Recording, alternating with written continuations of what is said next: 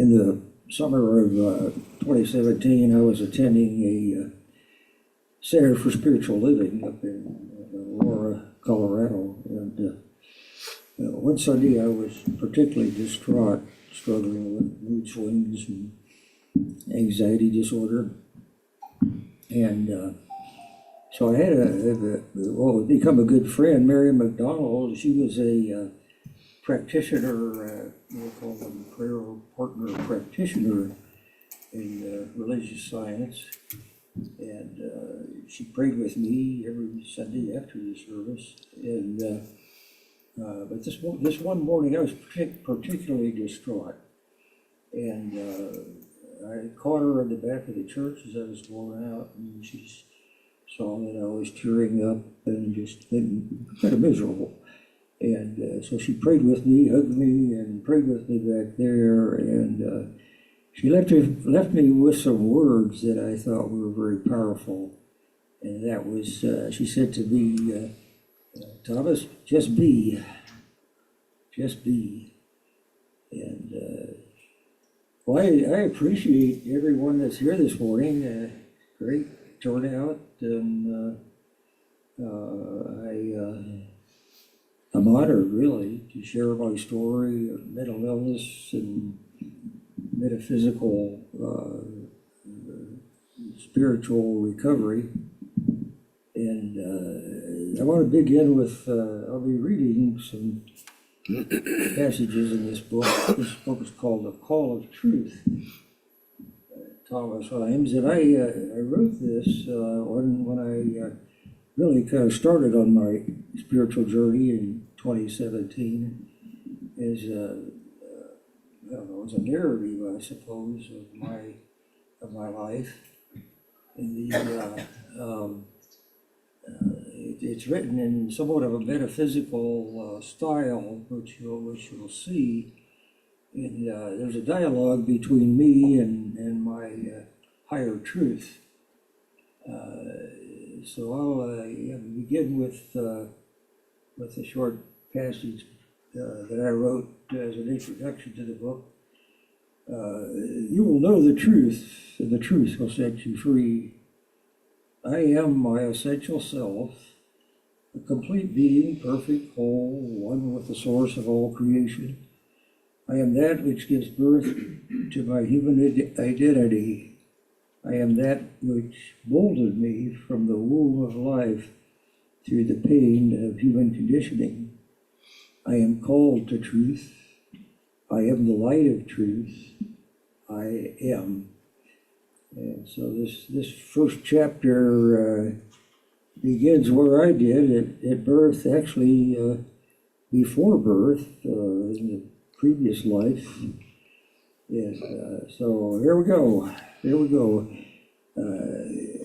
I am February 25th, 1939, Miami Valley Hospital, Dayton, Ohio. It is dark, wet, and noisy. Something is vibrating, pulsing through me as I feel as though I'm floating, but physically connected to something alive and moving. I hear a voice. Hello there. Hello? What's hello? Who are you? Where am I? Laugh. You sure have a lot of questions for such a little being. Well, what's a question? If you must know, hello is a greeting by a little friend, and you are in your mother's womb. Now, before you ask what a womb is, let me introduce myself.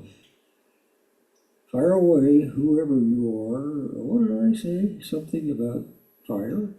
Where did that come from? Laughter. I see this is not going to be easy. But whatever.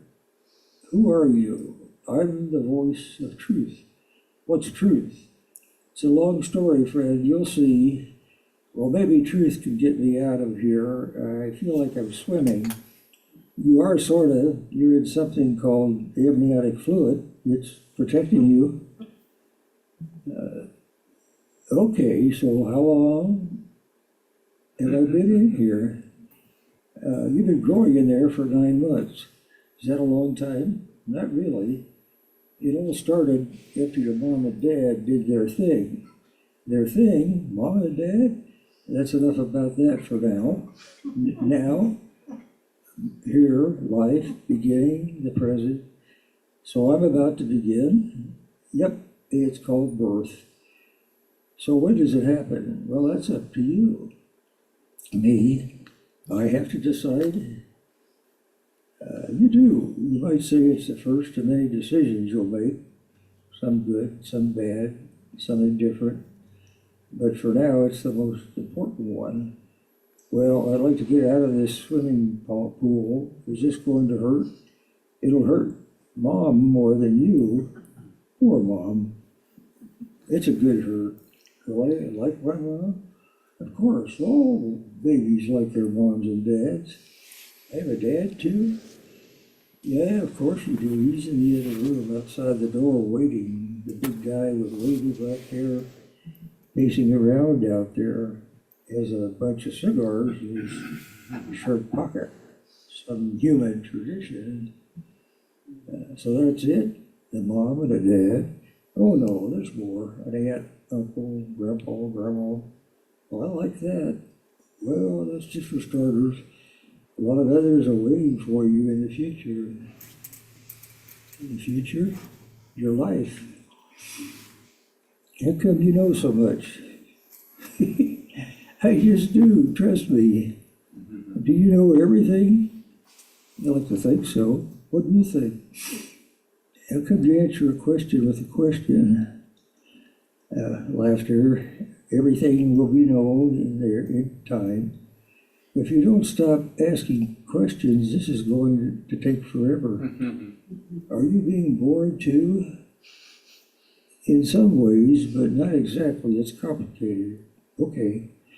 So, little guy, are you ready for your big trip into the light of your life? I guess so. It's a little scary, though. Suddenly, I was there or here. Oh, he says, lights, camera, action.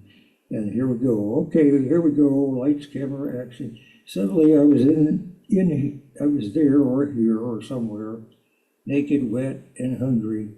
A big guy in a white coat, smacking my butt. Ouch! Cut it out, will you? Okay. You did it, kid. I knew you would. Ah, shucks, it wasn't so bad. You're still around, huh?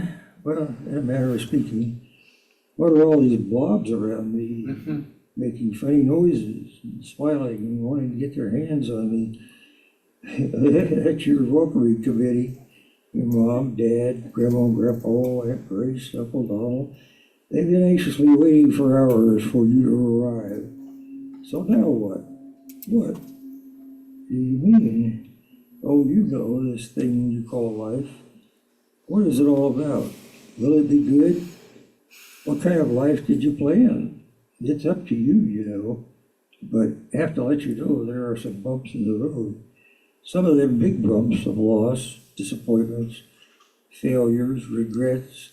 You'll have some rough issues with Dad and something you humans call mental disorder. Oh, hold on there. I didn't sign up for that. Couldn't we change things a little? How about a good-looking rich parents and none of the issues you mentioned, especially mental disorder. Oh, don't get your umbilical cord in your mouth. You'll be okay. There's a lot of good stuff too. Perhaps the people you meet, places you go, education, a career, a wife, a family, helpers, a lot of helpers. You'll learn about life and all kinds of things. There is much beauty in the world and a lot of loving people too. Well, that sounds a little better. Will you be with me?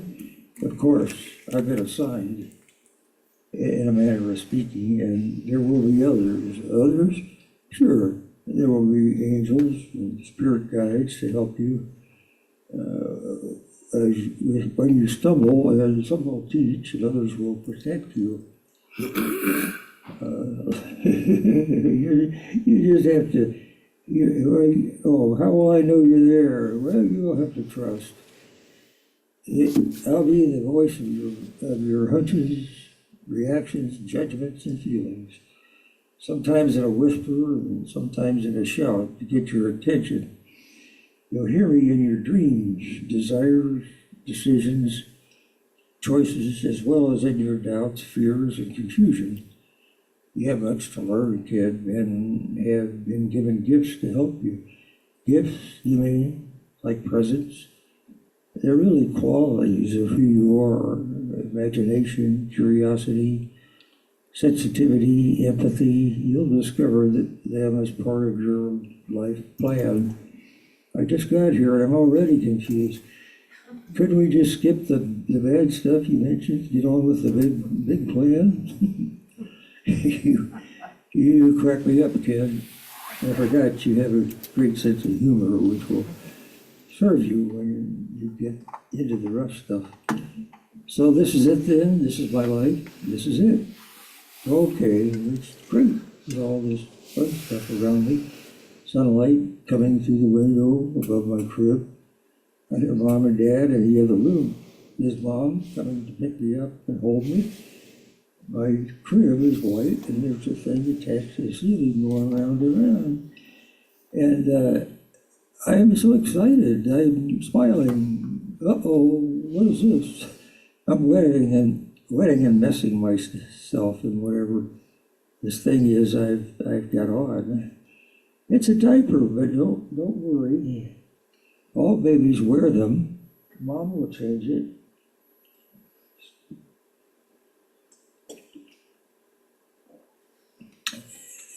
So you're here.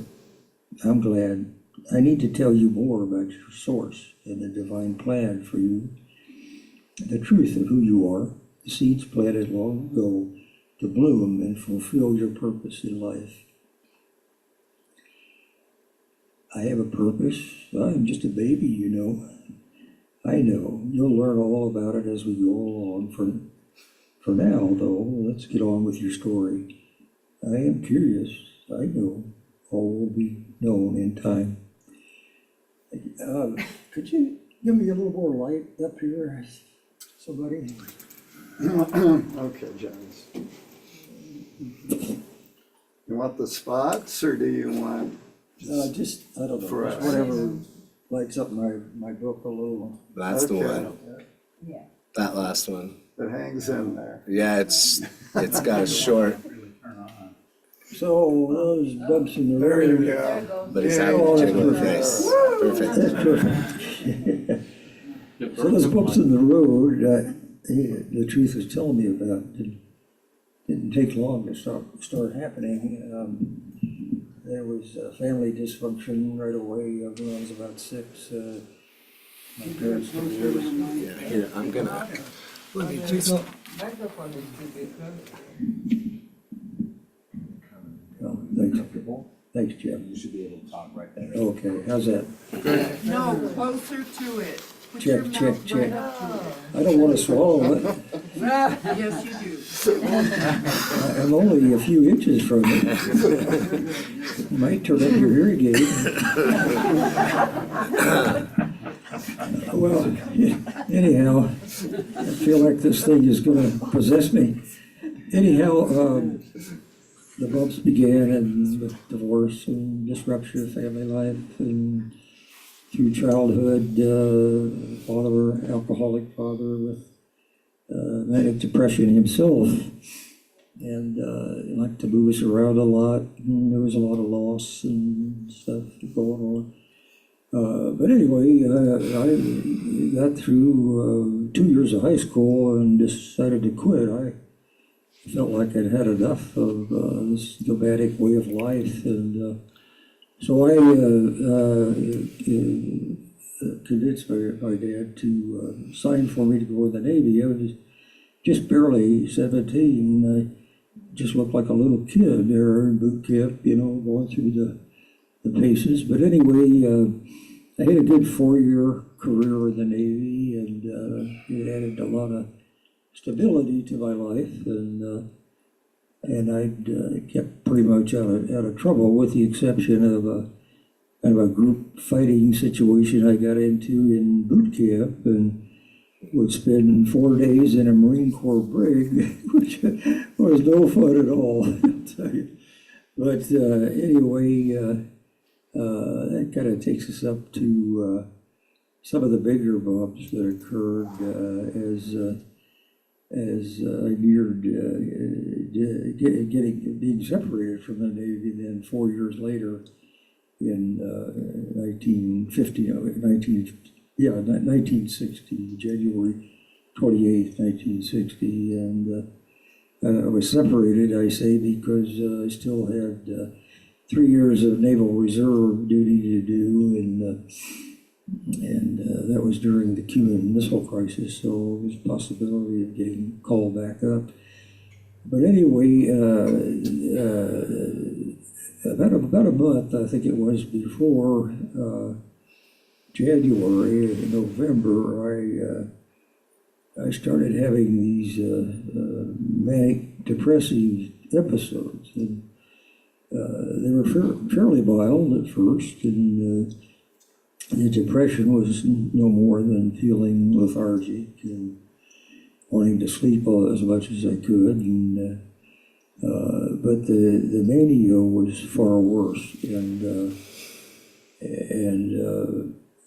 I think it was about the middle of November when some buddies of mine and I went into town, and we were just going to have a couple beers and then drive back to the base. But we were walking down the street and noticed this big showroom window of a car dealer with the car, the 1960 Ford Fairlane, in the window, and and to make the long story short here, I ended up buying that car, which I couldn't afford, and I felt like a big shot then. You kind of have these grandiose feelings that you're on top of the world and you can do anything, and so, but things got worse. New Year's Eve, I and another buddy named Virgil had the maintenance duty at 11 o'clock in the hangar. And but everybody else that could was going on liberty for New Year's Eve dances and drinking and so forth. So I told Virgil, I said, well, let's drive into town, and well, we could have a couple of beers and be back on base plenty of time by 11. And he agreed, and so we got in the car, and we drove off the base, and made a bit of a poor choice, because we stopped at a liquor store and bought a big bottle, I think a fifth of something, Jack Daniels or something. And so Virgil and I are going down the road and to town, and we're passing this bottle back and forth and taking swigs. And I swear the last thing I ever remembered was the road got blurry in front of me. I don't think I could even distinguish the cars. And the next thing I knew, I woke up in the emergency room and in the hospital there. And what had happened was, and I believe my guardian angel had directed that car into town, into this swervy, curvy street with a bunch of row houses right up almost to the street, and had crashed into it and totaled the car, and we spent several days in the hospital. And anyway, I got out on time and went home, and of course the bumps of readjusting to civilian life, and this is kind of continued as a disruption of life all through my marriage and career and so forth. And but in 2017, I started going to this Center for Spiritual Living that I mentioned, and my symptoms, I became calmer. I began to slow down and be calmer over a period of time, and probably within 2 years or so, I was able to call my VA psychiatrist up and tell him I didn't think I needed him anymore, and I had been we've been together for about 12 years on a monthly or bi-weekly basis. And he was happy for me, of course. And I also got off a lot of the psychotropic pills, which just as an aside, the pills in those days, the antidepressants weren't very good. And the medical field, they didn't know this until much later. And they would kind of lift the depression, but they would also trigger mania. And so by the year, well, I suppose by the 80s, the end of the 80s and 90s, there were a lot of new pills coming on the market were much better mood stabilizers and better antidepressants. So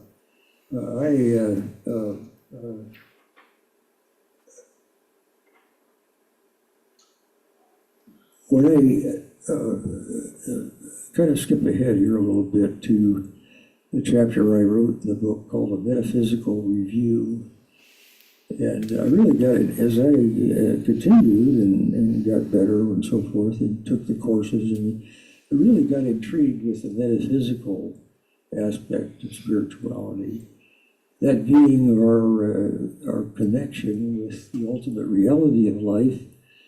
And metaphysical spirituality, I felt, integrated my mind and body, and could be accessed through, of course, prayer and meditation and chanting and music and all kinds of things that resonated with me. And so when I got towards the end of the book, I thought, well, let's put in a metaphysical review. And I'll read you some of that. And it's lengthy, but I'm just going to skip around here as much as I can.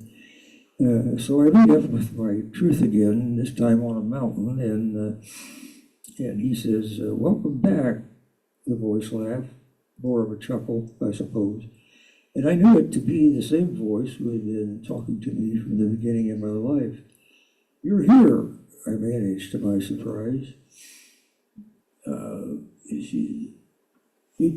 Why am I here? Of course I'm here. I've always been with you, along with the many divine spirits you've encountered along the way.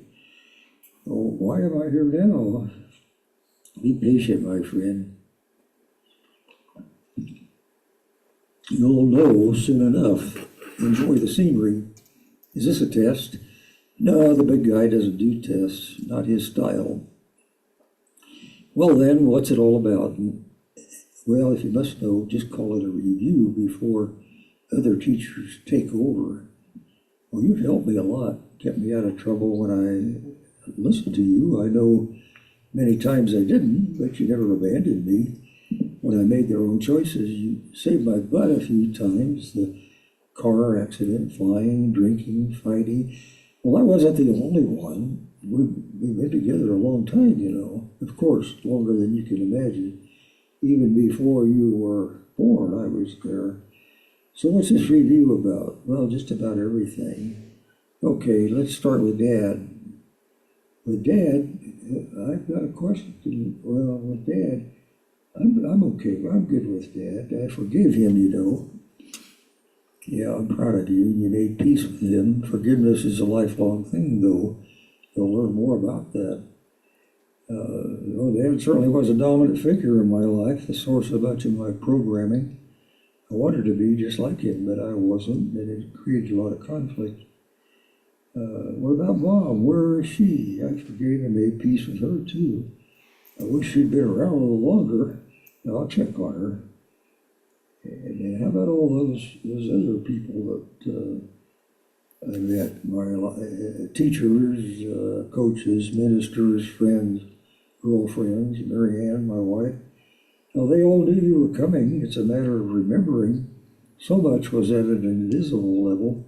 You knew you would need certain types to get you where you wanted to go, such as your dad, even though you weren't happy with him. It's like the well-known psychic Sylvia Brown said, I must have been drunk when I signed up for this.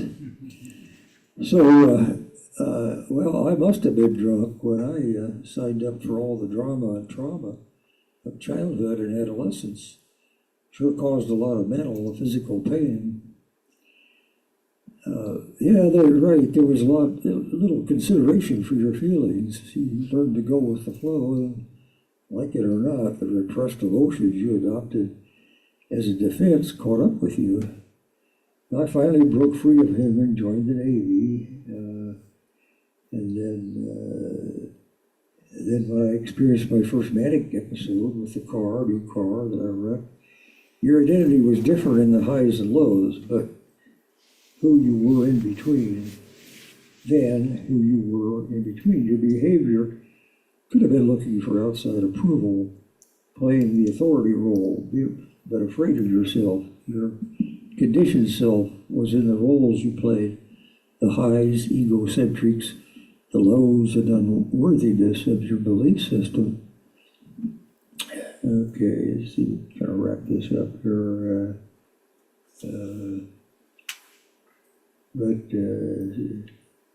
Now that you thought not that you thought you knew who you were at the time, spirit guides were there to comfort you, but not interfere.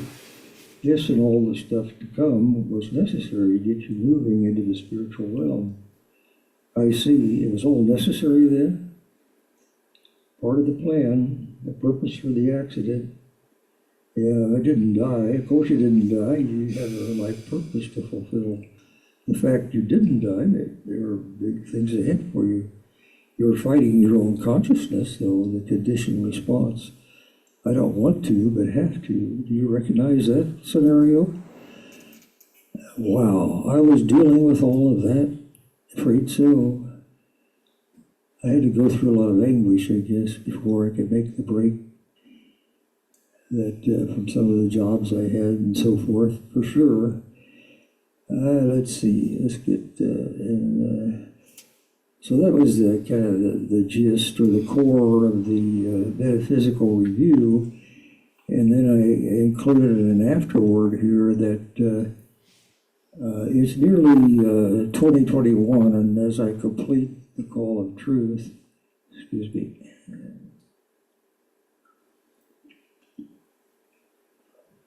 as I complete the Call of Truth book, I'm reminded it's been nearly 4 years since conception, a difficult birth stretching the borders of personal vulnerability above and beyond to reveal truth. It's been difficult to revisit and relive the agonizing trauma of the early years, caught up in the turbulent dysfunction of my dad's journey. The experience cast a long shadow over my tender, formative years. Ignited by a spark of light, illumined in the brightness of spiritual community, and enlightened by science of mind philosophy, I discovered, or more accurately, remembered the truth of who I am. I began to see my life within stages of birth, human conditioning, and transcendence to an authentic relationship with God. Through a series of Center for Spiritual Living courses in 2019 and 2020, I experienced the core of spiritual growth, namely truth, love, compassion, forgiveness, acceptance, faith, and trust. Toward the end of, okay, I'm going to stop there and conclude my talk here. I got a few minutes left. Maybe we'll have some questions. Conclude my talk with this, what I called a journey blessing. Bless the sensitive soul who heeds the call of truth. Bless those ahead of me on the path of truth. The ministers, practitioners, spiritual writers, courageous seekers and warriors, all walking us home. Bless those beginning the journey. May the call of truth ignite a bright flame of divine inspiration to guide you. Bless those yet to begin, for you are not forgotten in the one mind of God. Okay, well, that's my story. I do want to point out, I have about 10 books or so back there that they go for about $10 or whatever you can afford. If you'd like to if you'd like to read, you heard this, kind of this much of the story, and if you'd like to read the experiences and everything that I had, which some of them are quite interesting, and some of them are quite dangerous and so forth. But anyhow, this is my life between the kind of the two bookends that I referred to here. So thank you very much. Very appreciate. Very good audience. Thank you. Thank you.